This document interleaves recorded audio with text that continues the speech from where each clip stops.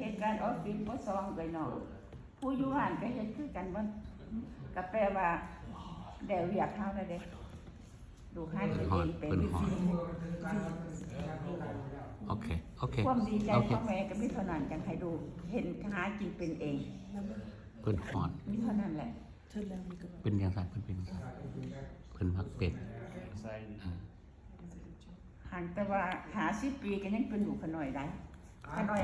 50 ปีก็ยังเป็นเบบี้อยู่ขน่อยมี10 ปีหมดเรียนบ่ได้แล้ว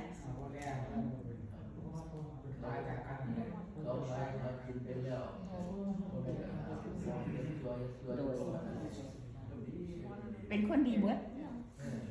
ได้ผู้นี้ก็เพื่อนของผู้นี้ก็เป็นคนดีจังไงแล้วเอาค่ะซุ่มนั่นดูข้าเจ้าหันขอกินข้าวยังบ่เป็นนะยากนั่นก็ต้องสอนเพิ่นโดยลูกอ้ายลูกน้องกันนี่โดย